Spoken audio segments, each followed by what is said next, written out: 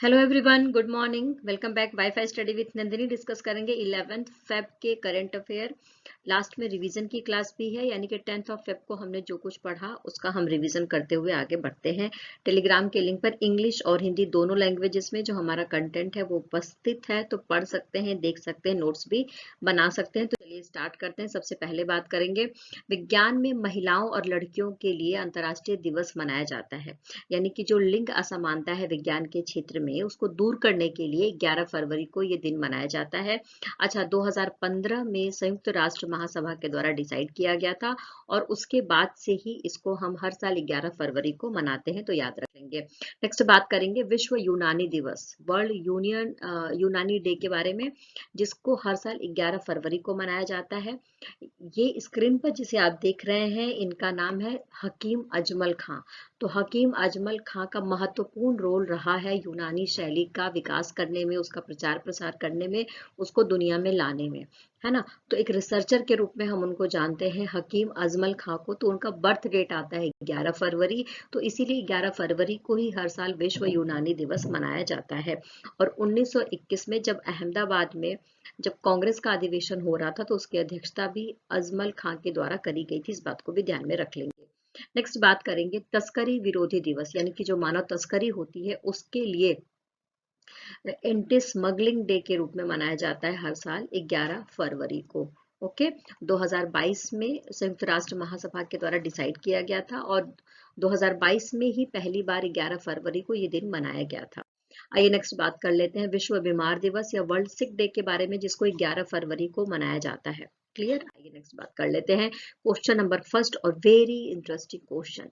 पृथ्वी के समान एक ग्रह की खोज कर डाली है नासा ने, और इससे हमें पता चलता है कि हमारा जो सौर मंडल है जिसमें हम रहते हैं, जिसमें हमारी पृथ्वी है, उसके अलावा भी ऐसे ग्रह हैं जहां पर इंसान जाकर रह सकता है। इसके बारे में पूरी जानकारी लेते हैं, क्या है, कैसे है, कौन से फीचर्स हैं, किसके द्वारा खोजा गया, सारी बातों का डिस्कशन यहाँ पर करेंगे।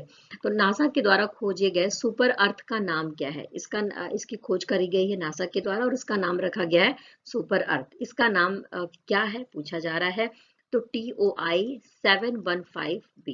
क्लियर। आइए नेक्स्ट बात कर लेते हैं। देखो, नासा के बारे में बात करें तो जैसा कि हम सबको पता है कि ये अमेरिका की एक ऐसी एजेंसी है जो प्रमुख रूप से अंतरिक्ष में खोज करने के लिए, शोध करने के लिए जानी जाती है और ये निरंतर कुछ ना कुछ काम करती है। तो जो इसने सुपर अर्थ की खोज करी है, अगर हम उसके डिस्टेंस के बारे में बात करें पृथ्वी से, तो इसका पृथ्वी से डिस्टेंस मिलेगा आपको 137 प्रकाश वर्ष। ठीक है।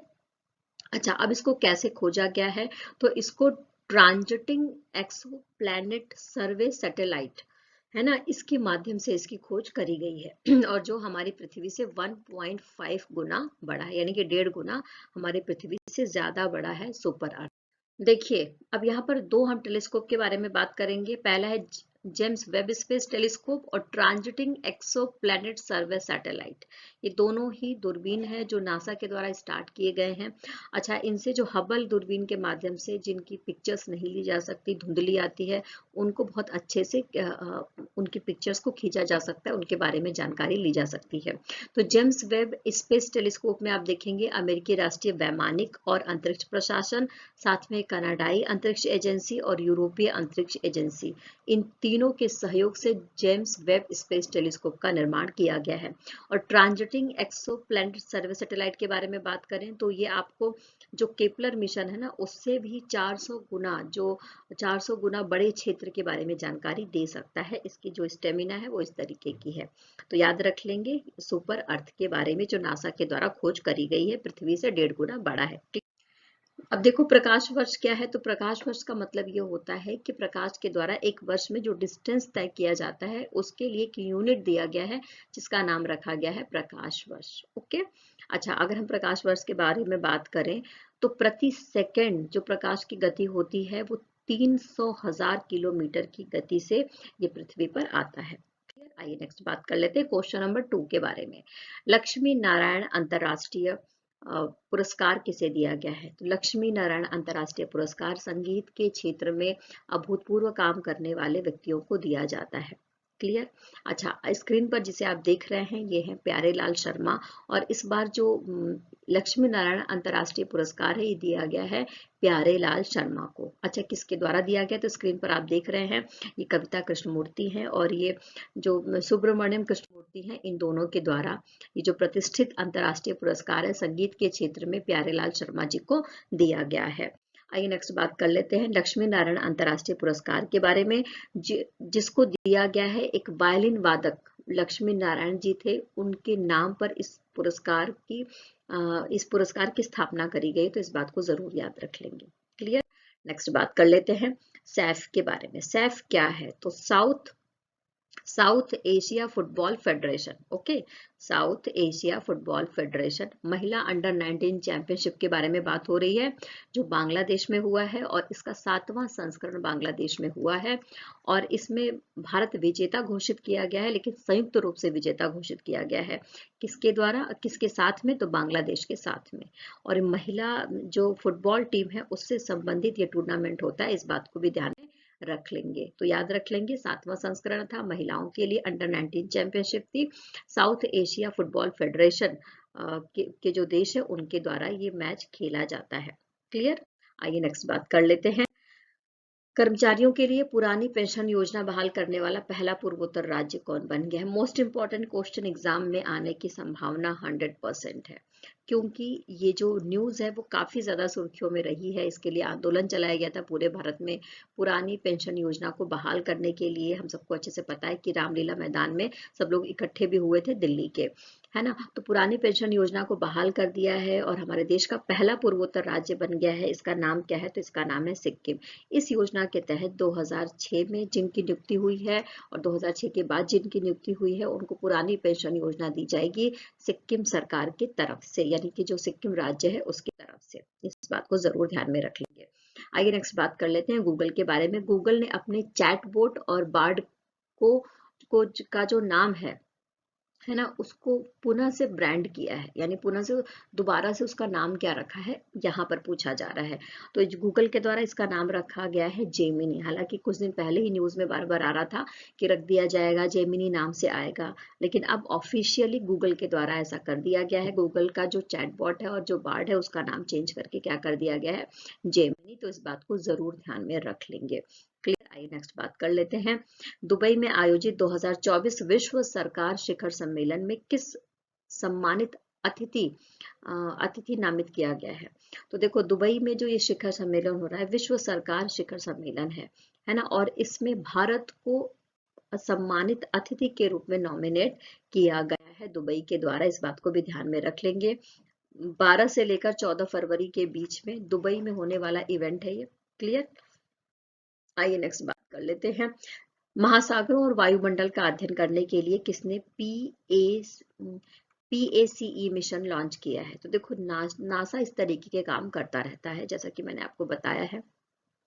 महासागरों का अध्ययन करने के लिए, वायुमंडल का अध्ययन करने के लिए, जो हमारे पारिस्थितिकी तंत्र में और हमारे क्लाइमेट में आए दिन चेंजेस आ रहा है ना, उसको समझने के लिए और जो चेंजेस आएंगे उससे किस तरीके से बचा जा सकता है, इन सब बातों का अध्ययन करने के लिए एक मिशन चलाया गया है नासा के द्वारा, जिसका नाम रखा गया है PACE। क्या नाम रखा गया है, PACE। देखो, महासागरों और वायुमंडल का अध्ययन करने के लिए जो ये PACE मिशन लॉन्च किया गया है, इसका फुल फॉर्म क्या है, तो इसका फुल फॉर्म है प्लैंकटन एरोसोल क्लाउड महासागर पारिस्थितिकी तंत्र मिशन। क्लियर। आइए अब रिवीजन कर लेते हैं जो कुछ हमने कल पढ़ा। तो सबसे पहले 10 फरवरी और 10 अगस्त को हम क्या मनाते हैं, तो हमने पढ़ा था कि 10 फरवरी और 10 अगस्त को राष्ट्रीय कृमि दिवस मनाया जाता है, जो 1 से 19 साल तक के बच्चों के लिए एक सरकारी स्कीम है। इनको कीड़े मारने की दवा दी जाती है सरकारी स्कूलों में। ओके।